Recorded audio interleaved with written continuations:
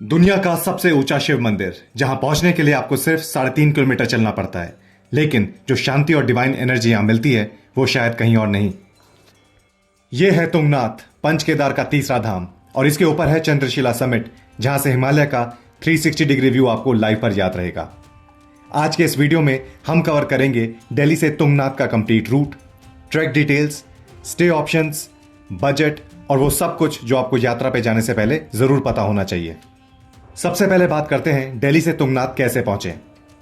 Root ऐसा रहेगा, दिल्ली से हरिद्वार या ऋषिकेश, फिर ऋषिकेश से रुद्रप्रयाग, रुद्रप्रयाग से ऊखीमठ और ऊखीमठ से चोपता। चोपता ही तुंगनाथ ट्रैक का बेस पॉइंट है।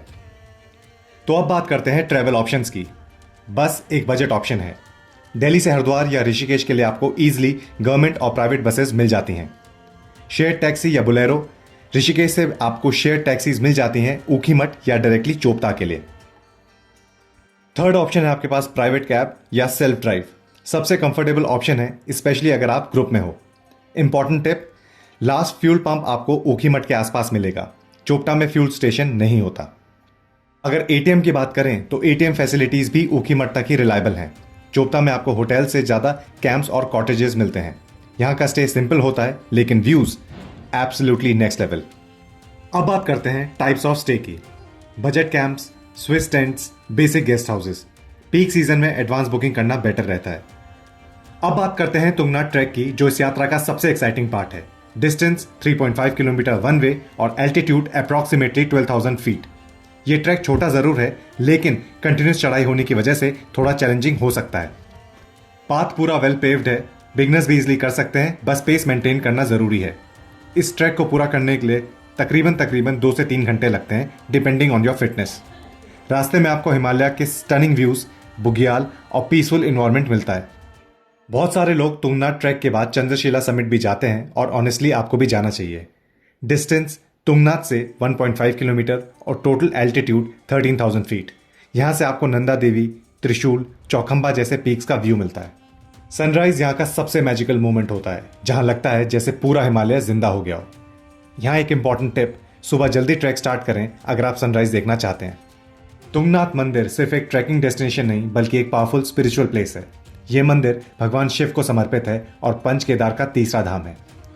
माना जाता है कि महाभारत के बाद पांडव अपने पापों से मुक्ति के लिए भगवान शिव को ढूंढ रहे थे। शिव उनसे बचने के लिए अलग अलग स्थानों पर प्रकट हुए और तुंगनाथ में उनकी बाहु आर्म्स प्रकट हुई थी। इसी वजह से तुंगनाथ का पंच केदार में एक खास महत्व है। यहाँ का शांत और डिवाइन इन्वायरमेंट आपको एक अलग ही एनर्जी फील करवाता है। तुंगनाथ ट्रैक इजी लग सकता है लेकिन प्रिपरेशन जरूरी है। एसेंशियल आइटम की बात करें तो good trekking shoes, warm clothes गर्मियों में भी, रेनकोट क्योंकि वेदर अनप्रिडिक्टेबल है, water bottle, energy snacks, basic medicine, sun glasses और सनस्क्रीन। एल्टीट्यूड बढ़ने के साथ वेदर इंस्टेंटली चेंज हो सकता है, इसलिए लाइट मत लेना। अब बात करते हैं अप्रॉक्सीमेट बजट की, ताकि आप अपनी ट्रिप इजीली प्लान कर सको। सबसे पहले ट्रैवल दिल्ली टू चोपता, बस या टैक्सी 1500 से 2500 के बीच में, प्राइवेट कैब 4000 से 7000 पर पर्सन। स्टे की अगर बात करें तो बजट कैंप्स 800 to 1500 के बीच में, जो थोड़े से अच्छे कैंप्स या कॉटेजेस हैं वो 2000 से 3000 के बीच में। अगर फूड की बात करें तो 300 to 600 per day. Total budget 2 days 1 night 4000 से 8000 per person approximately. Best time April to June, clear weather and greenery. Monsoon में लैंडस्लाइड का रिस्क होता है, अवॉइड करना बेटर है। मोबाइल नेटवर्क लिमिटेड होता है, mostly BSNL, Jio weak signals. Offline maps download करके रखें।